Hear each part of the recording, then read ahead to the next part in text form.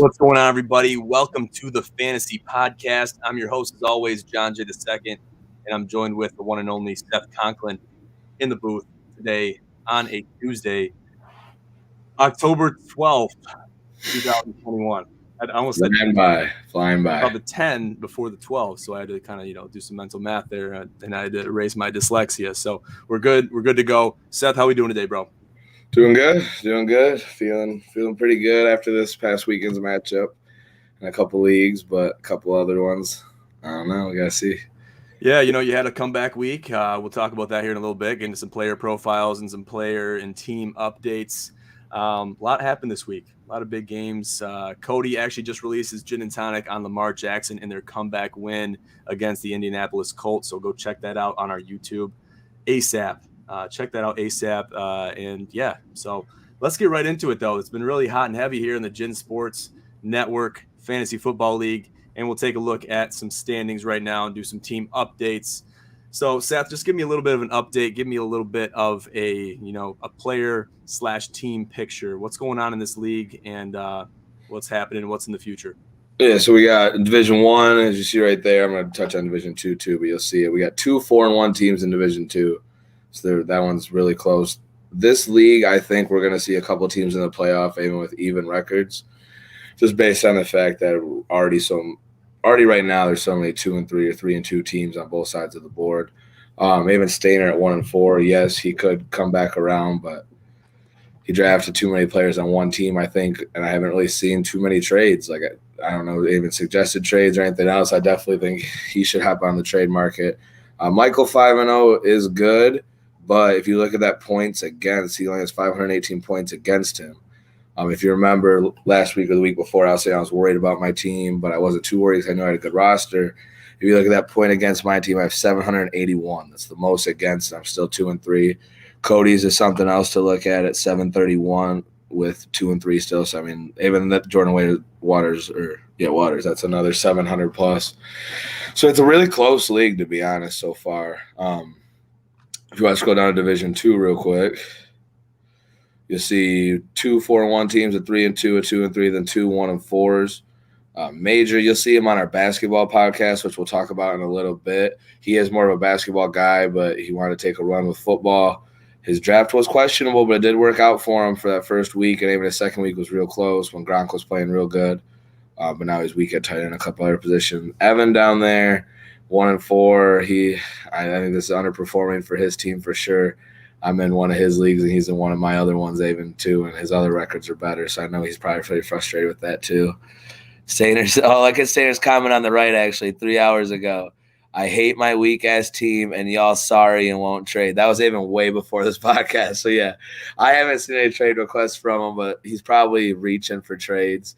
This isn't even me saying this. When you're 1-4, this is just for people out there, too. If you're starting to panic, you got to stop trying to win a trade. I hear this all the time in other podcasts from other friends or whatever. Everyone's trying to always win a trade. They care, is my team, am I getting the better players? It's not about that. A trade that's actually going to go through, unless if you fleece somebody that doesn't know about fantasy football, has to benefit both sides. Like I tried giving up CeeDee Lamb for Antonio Gibson, which I definitely would have won that trade, I think, because running backs are hard to find. But he had 3 solid running backs, and he could have just had the best receiving core in the league if he would have done it. So that's where it could have still been trade. It still could have been fair, and he almost did it. You got to give up. Like, I don't want to give up CeeDee Lamb. He's great. But I also in that league have Devonta Smith, Stephon Diggs, and Justin Jefferson. So I could afford to, if that makes sense. Yeah, and it's all about damage control, who you can afford to either give up to get a player that might, excel and find his stride later in the season, because that's something you got to look out for too. You got to find those players that are somewhat sleepers, even in the early stages of the season, because they might grow and really blow up towards the middle and the end of the season. So just to speak on Stainer real quick, he sent me a lot of trades, and I know he was sending some to Evan. And I think we have this in the chat here. We'll share this. We'll share this real quick, and it's really funny. I got to find it. But basically he was just blazing them because of the trades that he was sending right here. Hey, Stainer from Evan. at least offer me some of the crack you're smoking before you send me another dumbass trade. Yeah, And he was sending me dumbass trades too, all over the place. I'm like, dude, I don't want Odell Beckham. Okay. And it's just, I don't know. He's kind of shooting for the stars. At least he's trying. At least he's trying to, for sure. build that team back up. But I think it's too little, too late. Yeah, there has to be a point where you accept that, okay, I might have to give up somebody good on my team and take something else that's a little bit less, but it's still benefiting my team. It's all benefiting your team, the matchup per week. So yeah, I mean, it's still fun. Like I said, no matter what, it's fun. Even if you're losing, it's still fun. Like in my one league, there's two guys that are winless, and they're still having fun, trying to make trades, talking shit in the chat. So, I mean, no matter what, at the end of the day, you're doing it. So you got to try to have some fun with it, even if you're not winning. Yeah, 100%. And it's just kind of, like I said, damage control, being able to find that, especially if you're at the 1 and 4 or 2 and 3 position, even 3 and 2. So they got to still be, on the waivers. They still got to be looking at, players that are out there, players that could possibly be traded for, and things of that nature. Team Yonan in the chat, what's happening? A lot of big games. Yeah, a lot of big games this weekend. Big week for betting. Hit a great parlay, actually a couple of parlays this weekend. So pretty happy about that. We'll get into that in a little bit. But I want to talk to Seth about, is it time to worry yet for these 2 and 3 teams, these 1 and 4 teams? Is it time to worry, or are they still good? I mean, if you're happy with your roster and you're 2 and 3 or 3 and 2, no, don't worry yet. Play it out a little bit longer. But it is a situation where you sell a player high to make sure your team improves, and you're not going to be that middle of the road team the whole time. Or if an injury happened or something like that, then maybe it's time to panic. Like if you're 2 and 3 and you also just suffered an injury, you're gonna have to do something, whether it's get on the waiver wire, and if you have fab money in your waiver wire, maybe spend a lot of that, or trade or whatever else. 1 and 4, you can still definitely come around, especially in a league like this where there's going to be a couple middle of the pack teams making the playoffs. So again, in this league, no, not panic, but somewhat panic mode. Like give up some of your good guys for a mediocre guy back or something, or a couple mediocre. Give up one of your great guys for 2. Let's say you got a guy that's averaging 20, 22 points a week. Trade him for 2 guys that are getting 15, or 2 guys that are getting 12 that are randomly going to get that 18, and you're still going to be able to benefit your team by upgrading 2 spots at once. 100%. I seen you were trying to get rid of Sony Michel this week. What's your rationale behind that? Yeah, I mean, people in the league are going to watch this, but I mean, he is going to be good. He's going to have his good weeks. I think I could benefit my team by getting rid of him and looking for different backup. I have a couple bye-week wide receivers in the same week in this league, I'm pretty sure. So I wouldn't mind trading him for like another flex wide receiver, because he's borderline flex. He's a flex, lower flex 2 option, definitely high bench option. So I'm looking for that in the wide receiver back pretty much. Yeah, it's basically filling those gaps. And I guess if you're giving up Sony Michel, anticipating getting somebody that's going to put points on the board, I guess what would your sales pitch be for people to want Sony Michel? Well, Henderson already missed a game, so I mean, he could go down again. He's going to be on the injury report. The season's long. Stafford passes the ball a lot. So, I mean, there's definitely some benefits there to have him on your team. By no means is he, like I said, top of the road guy, but he's a solid flex 2 option. This is a 2 flex league, so I mean, you need 2 flexes. So if one team's weak in running back haven, which a lot of teams are, not even in this league, in every league this year, it's running backs are going down. Other running backs are doing good. Christian McCaffrey's down right now. Saquon Barkley's down right now. So, I mean, it could definitely benefit somebody to get a running back overall anyways. Yeah, 100%. I guess let's talk about some player rankings and predictions. So obviously you just mentioned a few players that are still out. Saquon Barkley was a big hit this week, and he was on your team, if I'm correct, right? In my defense league, yep. In my defense league. Okay, so how are you going to plan on replacing him and filling that gap? So I took a big loss in that league too. Like average, I'm scoring like 250-ish in that league, or 229 I had last week. I know that at least. I had 170 this week. My defense went to perform. Chase Edmonds, I started him even though he didn't practice all week. I didn't really have too many other options and backup running back. Again, so now I'm hurting even more because of Barkley. He got me 0.9. Diggs had a week under 10. TJ Hawkinson didn't have a good week. My defensive lineman didn't, but my defensive lineman overperformed last week, so I guess I can't be mad about that. But so my plan for that is I'm going to go after Booker. I'm going to spend a lot of fab. That's a fab money league. I'm going to spend a lot of fab money on him because, again, I don't really have a backup running back. So even though Booker's not going to be worth it once he comes back, I'm cashing out on him to make sure I get him. But team, like player rankings wise, which is what I want to touch on this, is there are a lot of guys that think might be overranked or underranked. Like Diggs right now, he's the 26th ranked wide receiver. He's been having a slow year, semi-slow year. I mean, he's getting his yardage and stuff, but not his touchdown looks because Josh Allen's just becoming a better quarterback. He's splitting it. So this is the progression of Josh Allen. First, I'm going to touch on this softly in the player rankings. Used to be a Brett Favre type guy, but had too many picks early in his career. Anybody could say that he was just a gunslinger throwing it. I knew going into last year, so this is a keeper league. I drafted Stephon Diggs in this league last year because I knew he was going to do even better this year. Before going into last year, I drafted him knowing he was going to have a great year last year because once he got that wide receiver he could trust, he didn't have to just try on that Hail Mary or just whip the ball down there. Josh Allen's always been a good quarterback, but he definitely is matured and leveled up over the past 2 years, 100%. Like now he's spraying the ball around that tight ends random again, that the running backs are getting it. Cole Beasley's had a couple. Emmanuel Sanders definitely been improving. So I definitely think that Stephon Diggs is going to improve in rankings. I'm not going to trade him in my league, but if you have him in any of your leagues, you might want to go after him because you might be able to offer less than what he's worth because I think he's definitely going to have a big second half of the season. Then you have somebody like CeeDee Lamb. He's only 23rd too, and I got to see Lamb in a couple leagues. So I really think he's going to have a semi-breakout year. Again, Dak Prescott spreading the ball around. They're running the ball a lot too, but the season's long, and people, again, we're only at what week? I'm having a brain fart. Week 6, I believe, correct? Yeah, week 6 going into week 7. Yeah, so yeah, we've only had 6 weeks. I mean, yes, we're getting to the halfway midpoint or close to the midpoint, but we're not there yet. Teams pass the ball a lot later in the season too. The Cowboys' schedule, from what I remember, is not easy, so I think he'll do better too. I'm going to go to a couple of people I don't have on my team. And these are all sleeper rankings, by the way, too. Like Justin Herbert right now, number 5 quarterback. I don't see him going anywhere. He's going to stay right there, if not even go up anymore. Might go a little bit down. Aaron Jones has been kind of quiet this year just because of the drama with Devontae Parker and Aaron Rodgers and all that, but Aaron Jones is ranked number 8 right now. He could easily get in the top 5. It's going to be hard to get him in any league, but you could definitely go after him. I wouldn't.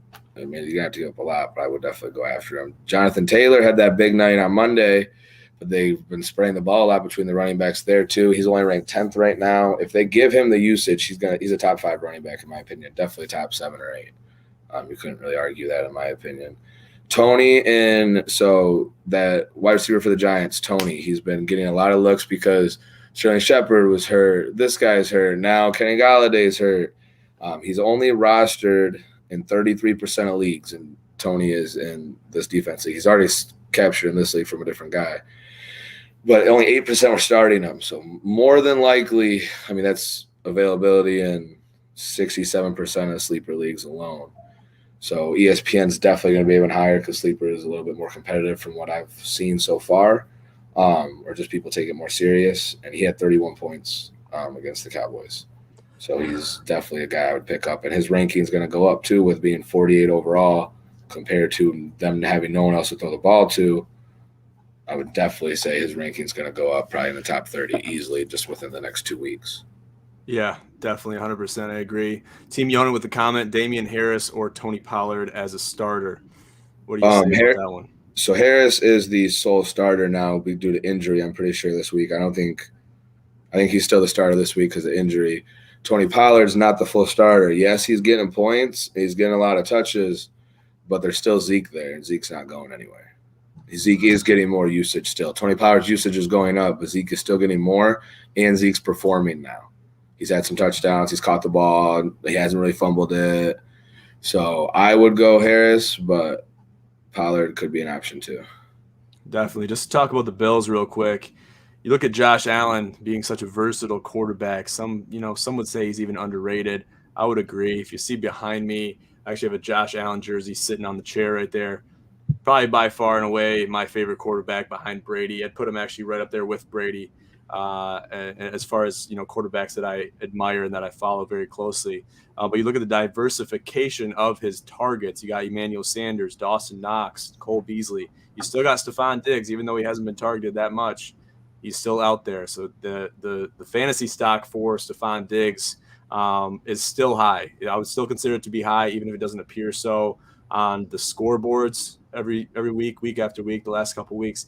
But going down the season, basically, alluding to what you said, his stock could go up because Josh Allen doesn't play favorites. He doesn't play favorites. He's going to be finding the guy that's open. And there's going to be quarterbacks, or there's going to be wide receivers rather, that he targets sometimes more than others. But it just kind of depends on who's open and who he's feeling, and who's running the routes, who's running them, clean, running them tight. And that's big. Emmanuel Sanders, comment from Team Yonan: stock is going up for Emmanuel Sanders. I completely agree. And he's basically got a revival with the Bills. So I'm really excited to see what he's going to do going forward. I would say see what he's going forward, but if he has one or two more good weeks, I'd sell him high if I owned him. I don't have him in a league. Not that I don't want him, but he's up there in age more. Josh Allen does spread the ball around. So he could be hot all season long, but either way, you're going to be able to trade him for a lot right now. Like I said, stock is going up. Sometimes when stock goes up, it's good to cash in on it. You know what I mean? 100%. I mean, you can compare that to real stocks. Look at GameStop, AMC. Dogecoin. I mean, come on. I could go on and on. But it's good to sell high, and, it's always going to retest and return back to the mean eventually.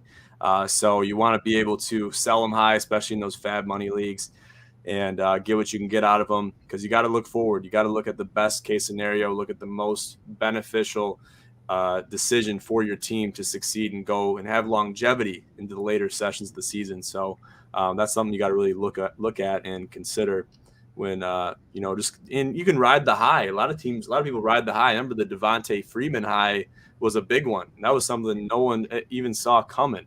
When he played for Matt Ryan in the Falcons. So that was, a couple years ago, but that same type of thing happened. He kind of fell off, especially a lot of people had him probably in keeper leagues, and he somewhat, tapered off. Took him a year or two, and you could ride that wave for a while.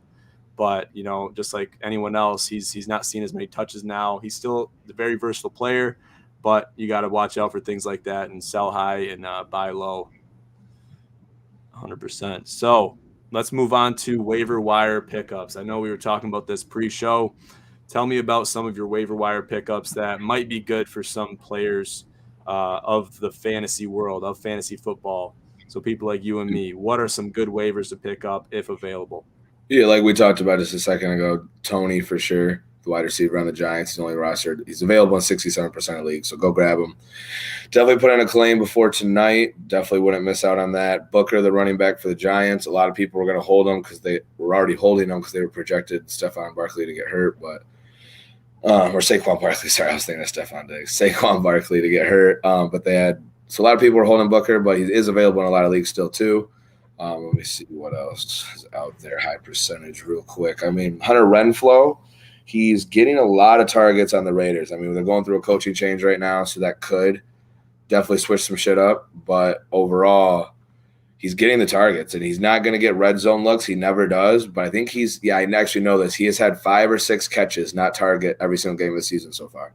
So if you're in a full PPR league, that's 5 or 6 points just off catches. If he gets 100 yards off those, whether it's a touchdown or not, you're looking at a really good week from him, a waiver wire pickup that's not even close to being claimed in most leagues, or not even, the Hunter Renfrow is available in almost every league I've checked so far, and I don't mind. So I know wide receivers can be a little deep, but still in a lot of leagues, any wide receiver you can get still worth it. Let me see right here. Let's see. We had any other running backs other than him? I mean, Darrell Williams is a big one. He's only rostered in 19% of leagues, actually. Wow, I can't believe that. I didn't even bring him up yet because I thought it was going to be higher than that. Clyde Edwards-Helaire is down for the unforeseeable future. I think at least 5 weeks or something. So Darrell Williams is definitely stepping into that. I'm literally putting in a claim for him right now in our Gin League because I didn't even check if he was available because I definitely thought he already was.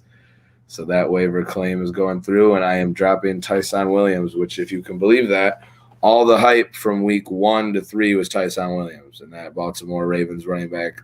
I mean, and then it just falls apart. He didn't even get any touches. They got Le'Veon Bell. I'm pretty sure I'm thinking he's going to get his touches from here on out. Le'Veon Bell's how many touches? I was kind of late to the Monday Night Football game due to Cody's wedding and just getting home and everything like that. So what?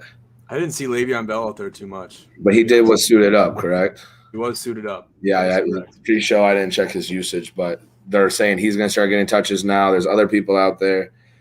Tyson Williams isn't coming back anytime soon, I don't think. So, yeah, I agree. And you just got to find the players that are hot or the players that are about to be hot. And that's the big ones to pick on waiver wires. And, it's big, especially for us. We have the liberty, unless, we have people in the group watching this, which that could be possible. But we might even pick up some teams on the waiver wire while we're live. And that would kind of eliminate it for anyone that sees this show later on. So if you guys are watching live, you get a first take. We might not even tell you what waivers we're taking. So that's why we do this on Tuesday too, because waivers go through Tuesday night. So that way it gives people a chance to go through and get, if they want to take our advice or they want to listen to us or not, gives you the chance to at least. So exactly, it gives the value to tune in to check out those waivers, at least to get them, on your phone, check them out, see who's available, see who you might be able to get rid of, who you can afford to get rid of, and see how you can make your team better, because it's all about the points. It's starting to be all about the points. It's always about the points, but points matter even more now, especially when the points against you are very unpredictable week after week. You really can't pick those out too much. You can't predict how well your opponent's going to do. You just got to worry about your team and make sure you're putting points on the board week after week. So that's the big thing. Seth, here we got a merch drop going. I actually dropped this on our Gin College podcast yesterday. Cody and I, you want to share a few words about this? Yeah, so we're going to have gear come out for even personalized gear. Like down the road, we're going to have, we don't like to compare, talk to our podcast. We're not comparing, but how you see like Barstool comes out with 1 million shirts along the way. We're not going to follow in that exact way, but we're going to have merch dropping from here to there. We're going to be having Gin College as our first drop because we're mid-college season. We have the Gin College logo. Make sure you go to our page and check it out. It is going to be Michigan State colorway, our true red and white colorway for our logo, and then Michigan colorway as well. And then John and Cody are working out a big bet as well because Michigan versus State, we got a Michigan fan of a host, and we have a Michigan State fan that's a host. So it's going to go both ways with them. So this merch is going to be real cool. We're going to do some giveaway bets to you guys even too. Like you guys can bet against us and win free shirts for like college games throughout the week. Cody and John will probably start doing 1 or 2 each against you guys to anybody that tunes in and does a bet live or even sends one over ahead of time. We'll work out with some of you guys too that can't make it live always. And then other than that, we got big events coming. We got our Turkey Bowl coming up, which I haven't been a part of that yet, but I'm excited. The football, we'll touch more on that probably tomorrow's podcast as well. But that's big coming up. We have some disc golf events coming up. John's putting together with his buddy that actually owns the course in Flushing. Correct? You said Flushing? Yeah, right there, Flushing, Mount Morris Township border, right over there by the YMCA on Pearson Road. For those of you guys listening in, yeah, I told you guys last night on the Gin College podcast, but we're going to be plugging it here quite a bit leading up into November. We're still pretty early in October, so we're still going to be plugging this, talking about this every single episode, every single podcast. So, we're really excited about it. Team Yonan's excited about the merchandise. Oh, a lot of people are excited. Just wait, Yonan, too. We're thinking about doing some special stuff for our gamers, too. We got to still, unravel an entire plan, an entire campaign for our gamers. So that's going to be a lot of stuff that's been in the works and will be in the works going forward. So we'll keep you in the loop with that. If any of you guys don't know, Team Yonan is one of our host streamers, one of our main streamers here at Gin Gaming for the Gin Sports Network and Gin Promotions. And yeah, make sure to check out his content if you get a chance. And thank you, Team Yonan, for tuning in to the show tonight. And yeah, we'll just keep you guys posted with all the events. A lot of stuff still in the works, still up in the air. Hoodies drop November 1st. Hoodies, GSN and Gin hoodies drop November 1st. GSN and Gin hoodies, November 1st. Mark your calendars. Hopefully we can get a prototype out and, in it on a vector or picture form, and we can post that to our social media outlets so you guys can get a glance at it. But yeah, I'm really excited for those hoodies. Getting a little cold outside. I know we had a little bit, it was a little bit warm this week, but trust me, the cold's coming and winter's coming. So nothing we can do to hide about it. Just got to bundle up and get warm. So make sure you stay tuned for that so you can get your GSN or Gin hoodie coming up here in November. Super excited about it. Let's talk about our picks of the week. So, I don't want to toot my own horn, but I hit a couple parlays this week, and I feel pretty good about it because I feel like I'm back on the winning train. Had a couple, people give me some insights. I needed that. I needed that little boost of confidence, and I wasn't going to stop. Don't don't think for a second that I was going to stop. I was never No, but going to it's stop. still good to get that boost of confidence for You sure. need that boost of confidence, Yeah. especially I hit a 6-legger and a 4-legger, and they both hit. There you go. 6-leggers are big. 6-leggers are big. And I got to give credit to the Chargers, especially the Chargers, because they came through -2.5 against the Browns last minute, especially being down 1, missing that extra point, having to come all the way down the field and score a touchdown. I mean, that's big time. So I've shared those on social media. I've shared them on my private story on Snapchat, but we don't want to look at the past. We don't want to look at the future. So Seth, what are you looking at going forward as far as your picks of the week? We don't want to release all of our picks. Obviously, those will be a paid service here very soon, along with Evan. That is basically a fantasy and sports betting god, and we'll get into that soon. But tell me about your picks of the week, the ones you want to release right now. My number one lock of the week. But if you're looking for one bet, no parlay, you just want one bet to go through, the over on the Tampa Bay Philadelphia Eagles game, DraftKings right now, 52.5 points. It's definitely going to happen, even if the Eagles start off slow. I'm an Eagles fan. I know it keeps happening. Even if we start off slow, even garbage time minutes alone from Jalen Hurts, I mean, you're going to look at probably 14 points in the third and fourth just from the Eagles. And that way, Tom Brady looked stellar last week. Darius Slay, honestly, is playing good for the Eagles. He's not getting the picks like he used to for the Lions. But if you look at his passes thrown his way, every wide receiver hasn't gone over 50 yards against him. The guys that he's actually guarded at the time, completion percentage is down below 30% when the ball's thrown his way. I think it might be lower than 25%. So he's playing good, but Tom Brady's still not going to get stopped. So I would definitely go after that over for my one lock of the week. If you're going for player props, we're releasing player props Sunday morning of. It's going to be my gin and tonic every week. It's going to be Seth's player props, gin and tonic of the week until they go to paid. They will be a paid service soon, like John said, but for right now, I'm going to be doing free player props every Sunday morning. I'm going to release the video definitely before 11 a.m., maybe even closer to 10. But a quick little parlay if I'm just scrolling down, and I don't do my homework, but just in general. So let's say Chiefs over Washington. I know, honestly, Washington's defense is good and the Chiefs are struggling, but they're going to wake up this week. They're not going to keep falling down. They're a heavy favorite, obviously. And then I'm going to put that lock I said in with the over on the Tampa Bay Philly game. And then let's make it a 4-legger real quick. We're going to go Cincinnati and Lions. Honestly, I know Cincinnati is the real deal, and I do think Joe Burrow and them are going to be serious in the playoffs. I'm not going to add this to this parlay. But if you're looking for a risky bet of the week, I would go Lions over Cincinnati. They've lost 2 close games by a field goal. I honestly would probably add that. I'm not going to do this parlay because I'm trying to do a lock parlay, but let's say that could go through. I'm going to do the under on the Indianapolis Colts Houston Texans game. I don't like going unders, but I am going to this week with them. And then we are going to go under on the Dallas New England game. That's going to be at 844. So even if you put in $25, you're looking at oh my bad, didn't put it on my parlay line. 4-pick parlay 25. You're looking at payout 236. So I don't think the Patriots are going to score. I'm against the Cowboys. I know the Cowboys defense can be shaky, but it has been solid. Even if the Cowboys run up 28 points on them, I don't see New England scoring much more than 15 on them. To be honest, even if you didn't want to go under, I know this. So honestly, to be a smarter bet, real quick, I'm just doing this live. Switch that to Dallas Cowboys -4. It only lowers to 823, and that's a safer bet in case New England does score a couple touchdowns. Mac Jones has been throwing the ball a little bit better. He has been hitting the guys on the numbers. So, yeah, I am going to switch that. So, all right, parlay lock of the week. We got Eagles over 52.5 against Tampa Bay. Kansas City money line. Houston Texans at Colts under 42.5, and Dallas Cowboys -4 on the spread. 823. If you put $25 on that, you're looking at $230 and 99 cents payout. So that's my parlay of the week. I'm going to put 25 on it, like I just said. So I'm betting with you guys. I mean, I'll probably honestly put like 50 on it, but we'll see if it hits or not. But the over, that is my 100% lock of the week on that Philadelphia Eagles Tampa Bay game.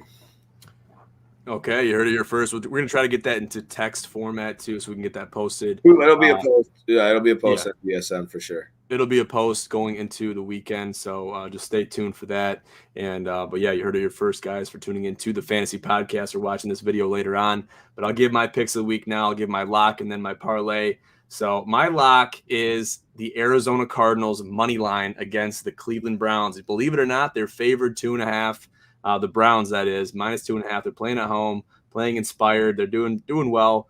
Took a tough loss this past week, but they're looking forward. I think the Cardinals are going to stay hot, though, even coming in +2.5. That +2.5 don't do nothing for me. I'm going to take the money line +130, and yeah, pretty confident with that. I want to probably put a good amount on that, maybe a couple Let's units. go 50 on that one. I got Browns. Really? Let's go. Shake. Air shake. You got it. You got Browns. Do you want them? Yeah, I just think -2.5 or a money line. You got a money line, right? Yeah, the only reason, say just straight up bet between us, just because that's the same thing as money line. I just really think you are right. I 100% concede that is a good pick. That is a good lock. The only reason why I'm going against you is because Baker's going to come out mad at that last game because the whole team performed. The run game did everything like that. So I'm not knocking your lock of the week. I'm just thinking in my head, oh shit, let's make this interesting. Yeah, I like the competition. Yeah, that is a good lock, 100%. Okay, and then so I'll release my parlay now. I'll just do a 4-leg just like I did last week. I'll do all money line bets. Probably throw a couple in there. I'll throw Arizona in there in my parlay. Then I'll do the Raiders money line against the Broncos. They're obviously not favored. The Broncos are. I like the Raiders. I think Derek Carr's going to come out mad too. Yeah, that mad playing does it a lot of weeks. Yeah, it really does. Mad, yeah. Then let's go. Let's get really bold. Let's go Seahawks money line against Pittsburgh. That's my bold pick. That one hits. That I'm feeling good about the rest of it. No, if that hits, I mean, Geno Smith did. I mean, he performed last week when he came out. He did. Now the question is, who's starting? Who is starting? So Russell Wilson is out. This is October 11th that this was claimed. And you got many people on both teams that are questionable. Some people are on IR. And I want to say Russell's day-to-day. I really do. I want to say he's day-to-day, but Geno Smith's been holding it down, and I put all my trust in him. Made a bad mistake. I don't want to call it a rookie mistake. No, he just had surgery. Yeah, he's out. He had surgery on his finger. I was going to say, I think okay, so he's going to be out for a little bit. Let's see this status report. Wilson has no timeline for return following surgery on the ruptured tendon in the middle finger on his right throwing hand Friday. Michael Sean Dugar of The Athletic reports. So it's going to be Geno Smith. What I've heard, it could be as soon as 3 to 4, maybe 5 weeks. But I've also heard that they might just sit him the rest of the season. So from what I could see them offering Russell Wilson, like, I know there's max contracts, but something better than that, like ownership in the team. Even they're not going to let him go anywhere. He's spending $1 million a year on his body every year since his 3rd year in the league. So I could see, and he plans on playing longer than Tom Brady. He said that in an interview before. He has no trouble playing into his mid to late 40s, he doesn't think. He's not a biggest fan of the Seahawks anyways. He gets beat up a lot. They don't draft offensive linemen for him. He's been hit the number one most amount of times in the league since he got in the career. And since he started his career, Russell Wilson has. So there was tension before this season started even about that. I could see them sitting him and him saying, like, look, draft some people this offseason for me, make some trades for me, or I'm out of here. Yeah, I mean, and Russell Wilson, I did a gin and tonic on this probably a couple months ago. He has shown his dissatisfaction with the entire Seahawks franchise, Pete Carroll, the whole 9 yards. And, it's just one of those things where he has those frustrations, similar but not as severe, I would say, as the Aaron Rodgers situation with the Packers. But it's up there, and he's just tired of getting hit. And I can't really blame him. Quarterbacks get hit. That's part of the game. That's part of the job description. But he just thinks he's getting hit too much. So I think he's going to stay with the Seahawks. The Seahawks are obviously, if they're in their right mind, going to do everything they can to hold on to him, make him a franchise quarterback for the remainder of his career, at least the rest of his golden years. I think they'll hold on to him. But I'm really hoping and I really believe Geno Smith will get out there and do the job. He could for sure. That's a good underdog pick. But I will say this: he could, like you just said, he could play forever. Like you said, his golden years. But look at Tom Brady; he just broke a record way past his golden years, and he still just won a Super Bowl. So I could see Russell Wilson literally having, obviously not as good a career. You can't say that he hasn't won nearly as many Super Bowls already, but as long as a career as Tom Brady. Like Patrick, and like how Tom Brady even showed when he just broke the all-time passing yards. He didn't really care. I mean, he cared. He was happy. He thanked his wide receivers, but he knows Patrick Mahomes is going to break it. There's no question about it. Like, not even Patrick Mahomes being as good. He's going to have a stellar, super long career and get that many yards per season. And now there's also 17 games a year. So that's also in a whole extra game to get like an extra 200, 300 passing yards a year than somebody else. So, yeah, definitely. And these players are playing longer. Tom Brady obviously being the hamster in the entire deal, playing, he's 43 years old, so he's playing well into his 40s. And from Bill Belichick himself, he actually just said this before the Patriots-Bucks matchup. He said, if anyone's going to play to 50, it's going to be Tom Brady. So, we'll see what happens with him. Hopefully he can stay healthy. Because I'm not going to say it. I was going to say something that might jinx him, and I'm not going to do that to my number one guy. I think if he passes Michael Jordan, because that's what he says he's going after. He's tweeted a picture before. He wasn't chasing Joe Montana or Steve Young or any NFL quarterback. He already knew he had a better career. He's chasing Michael Jordan, he said. I think if he gets more championships than Michael Jordan, I could see him retiring that year. Because you want to go out on top, and I think Tom Brady knows that. He's a competitor, and he loves the game of football, but he also doesn't want to go out throwing more picks than touchdowns in a year, or not looking like he can do it, or you know what I mean, or having a disappointing season. If they win this year, I could see him retiring, to be honest. Yeah, 100%, because you stay in too long, that'll tarnish your legacy for years to come. You're going to play football and be an athlete for a certain percentage of your life, but that legacy will last a lifetime and even past the time you're gone. So I think that's something, and Tom Brady's a very smart guy. He's a great athlete, and he'll make those decisions accordingly when the time comes. So we'll see what happens when that time comes. But my final game. Oh, go ahead. No, go ahead. I was going to tell you what you're at. Yeah. But go ahead. My final pick is the Chargers money line against the Ravens. And I know that's a bold pick. Especially Cody wouldn't like me for that. But I really like Justin. He might do a side bet with you too for that one. Oh, man. You know how he is about the Ravens. Yeah, I know. I was just watching Gin and Tonic. I mean, yeah, he said he's been with them since day one. Since he got drafted, I will say. I don't think he was a fan at all before Lamar Jackson, but that's fine. When a guy gets drafted, you can become a fan of a team. That's fine. That's not being fair weather. It's being fair weather or jumping teams if you wait till he's already good. But he did start rooting for him once Lamar Jackson was in his first year, so I'll give him that. But you're on DraftKings, just so you know.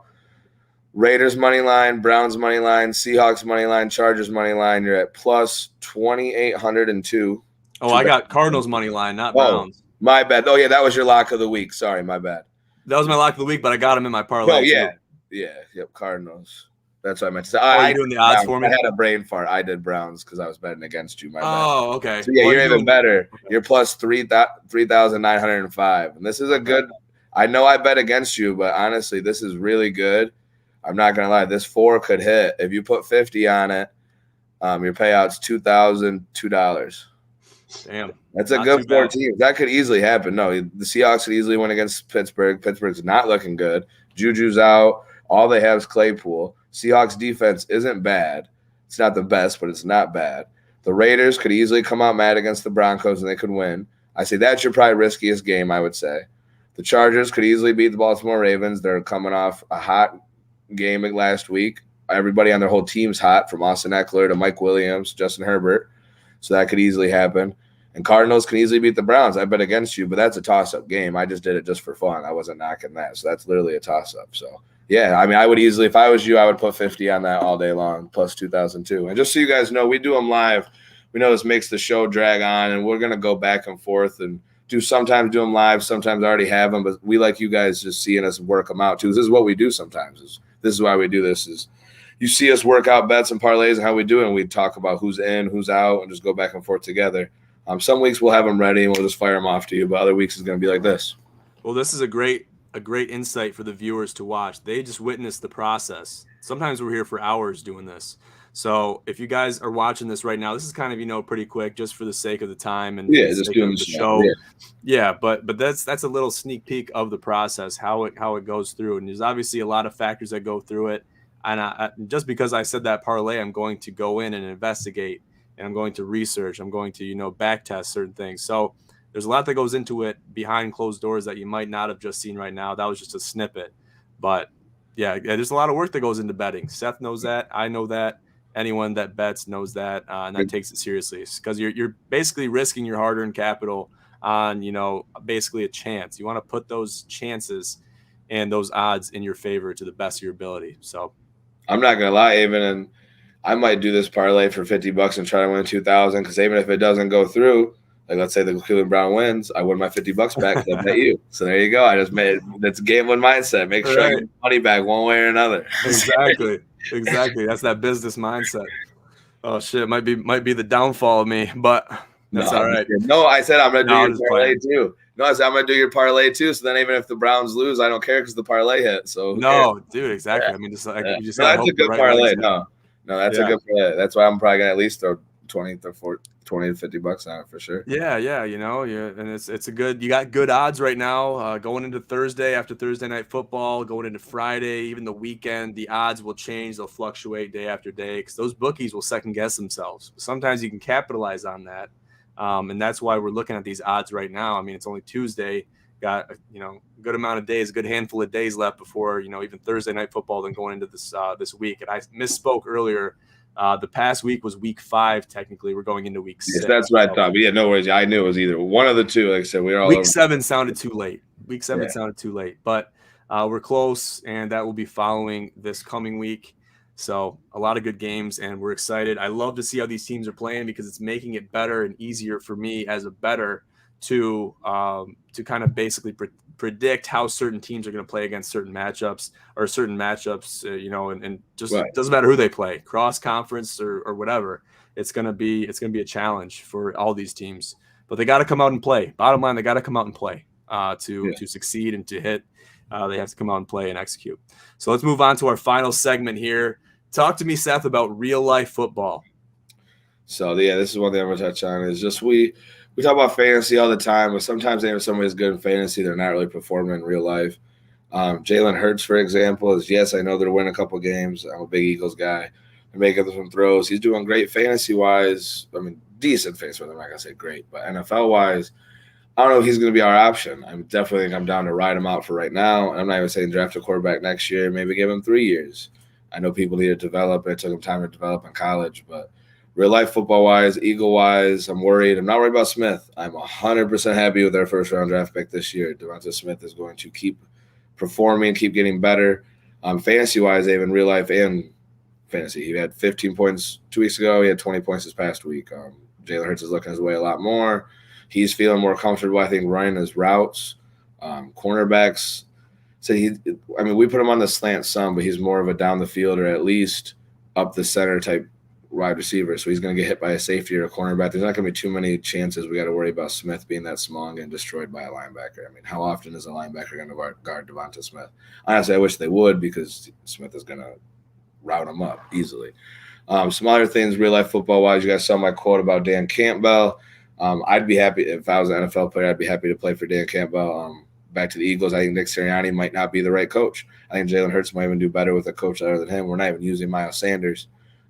Dan Campbell is nowhere near the reason, the fault of the Lions not winning games. So I think he's going to be around for a while. He's looking good. Steelers are done.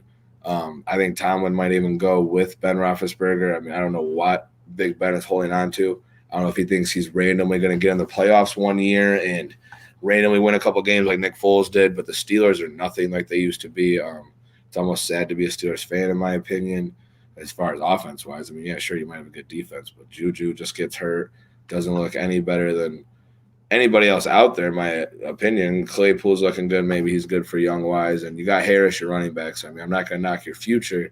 And Tomlin's not going to go anywhere. I'm just saying that because I don't know why nobody's telling Big Ben to hang up already. That's what I don't get. Like, I know he came down slimmer. He's lost weight and he's less mobile. I know everybody saw the meme of him running and he tripped over his own 2 feet. So, I mean, he's literally lost weight and he's less mobile. So, real-life football-wise, I'm done with the Steelers. Real-life football-wise, I think Arizona's real. The Bills are real. Browns are real. I think the Bengals could be real. I don't think they're real yet to be real competitors, but if they get in the playoffs, again, NFL's one and done. They could easily knock some teams out. So I think they're real enough in that aspect. San Francisco is not real, and we're learning that they're going to go rebuild. Jimmy G will be out of there within 2 seasons. None of their running backs can stay healthy. Mosert's never stayed healthy. Deebo Samuel's looking good, though. Like I said, it's not like they're playing awful, but they're not real. They're not a super competitor. Packers are, of course, real, and, of course, Tampa Bay is real, and Chiefs are real, too. They just need to get it together a little bit and piece some stuff together. Yeah, what's going on with the Chiefs, man? Obviously I took the Bills. Bills Mafia till I die. I say it every time I say the Buffalo Bills. And what happened on Sunday? What happened? I didn't see, I saw a lot of errors on the offensive side and the defensive side for the Kansas City Chiefs. What happened and what do they need to do? Well, the running back went down. Coach-wise, he was dehydrated after the one game. That's no excuse. He was fine the absolute next week. And he still is play calling good, I think. I wouldn't say it's their coach either. I think they're just not. We think so highly of the Chiefs. If they lose a few games, it's like we start panicking. Or if Patrick Mahomes throws – I know he's already had more interceptions than he was all last year, but the dude's not going to only throw 5 interceptions every year of his career. You know what I mean? He's only, 24 years old or 25? I think it's 24 or 25 or maybe even 23. I don't know, but I can't remember off the top of my head. But you got it. The dude might have a 12-pick year, and they're still going to make the playoffs if he throws 12 to 15 picks. He's also going to have 35 touchdowns. You know what I'm saying? So the ratio's still okay. Yeah, you don't want that many picks and that many turnovers, but you can't expect the guy to be prime Tom Brady or prime Patrick Mahomes every single year of their career. You know what I mean? They're going to have to be ups or downs, or even their whole season, or he might straighten up and cut down his interceptions in half.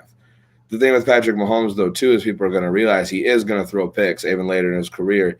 He extends plays. Any quarterback that extends plays, Josh Allen, Patrick Mahomes, Brett Favre, Jameis Winston. Jameis Winston he's not too mobile to extend plays, but he's good at extending plays in the pocket and just whipping the ball, just running back 10 feet and just whipping the ball as far as he can to extend the play. It's different. They all extend the play in different ways, but the factor is if you extend the play, you're going to throw picks a lot of the time. Not a lot of times, but even some of the time. More often than a guy like Aaron Rodgers. You see Aaron Rodgers goes down. You know what I mean? Takes a sack. Yes, he's a gunslinger, and he does extend plays, but he extends them in the right way. And you'll see Aaron Rodgers throw the ball down a lot. You'll see him throw it out of bounds a lot more. He doesn't try to overextend it, I guess I could say. I'm a big Aaron Rodgers fan at heart, too. I think if he had – the Green Bay Packers don't draft for him either. That's their whole frustration right now is they don't listen to him. They cut guys. He told them not to cut Randall Cobb. They cut Randall Cobb. Then they brought him back a year later because Aaron Rodgers was this dissatisfied. They don't draft him offensive lineman. His offensive line gets beat up. They don't really trade. They don't include him in interviews and stuff. But another sleeper pick I have is I could see him possibly staying there after this season if they do really good or they almost win. But, again, how many times do you make the NFC Championship and then lose? Yeah, great questions. And you bring up a good point about the quarterback position. How much differently do they handle certain situations? Because they all, at the end of the day, they have to get points on the board. They have to get the ball down the field. The interesting thing is they all do it in different ways. So watching these quarterbacks, watching their personalities, watching their choices and what they choose to go with, whether it's through the air, on the ground, or, being versatile themselves and taking their team and putting them on their back. It's all up to the quarterback. And I've said this once, said it a million times. The quarterback is the head coach that plays the game. And he is the facilitator on the field. He gets the job done, and he has to make sure everyone on his offense is getting the job done. Now, as far as the defense, he still has to get in the defense's ass about stuff. But the defense is a somewhat separate entity compared to a quarterback in their offense. So really important things to think about. Good stuff. Good stuff. All right. That brings us to the end of the show tonight, ladies and gentlemen. Seth, do you have anything else you want to plug before we sign off today? Yeah. What I'm going to say is one thing, surprise, we're going to have a UFC little thing launching too. It's going to be strictly centered around UFC betting though. It's not going to be news related really or talking or anything like that. It's just going to be coming out before the main card fights every time there is one. I'm going to be a part of that. John will be hopping on randomly. It's going to be a lot of co-hosts and a lot of just guys talking. I follow it pretty heavily. So I'm going to say this, even before the odds get too bad, because I don't see too many people going against Corey Sandhagen. Hammer Sandhagen now, even though it's not till October 30th, and get that knockout bet because he's going to be knocking him out for the title. There's no doubt about it. Corey Sandhagen is taking that title. I know that's not fantasy football related, but it's betting related, fantasy related. So I'm ending on that. It's betting related, fantasy related. That's part of our DNA. So that's something that we got to touch on. Doesn't matter what podcast this is. And at the end of the day, we're all related and they're all part of the Gin Sports Network. So if we have to touch on anything that is not related to these specific podcasts, we're going to do that sporadically throughout the show. More than likely, it'll be at the end like we just did. So keep focus on that. Yeah, UFC is going to be huge. Obviously, going into the fall and the winter, got some big cards coming up. Make sure you stay tuned to that and stay tuned to all the stuff that we have coming out related to UFC. Really exciting stuff, guys. So, well, I actually can't believe it's against Peter Yan. Right now, Sandhagen's a plus 185. I don't see it staying that right now. I will be hammering that 120%. I'm actually probably going to pair it with a couple football parlays.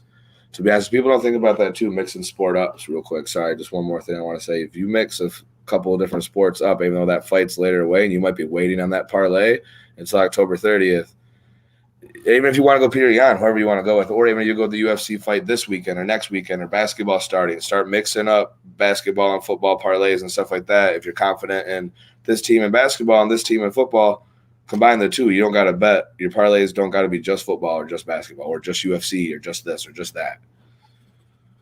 Well said. Well said.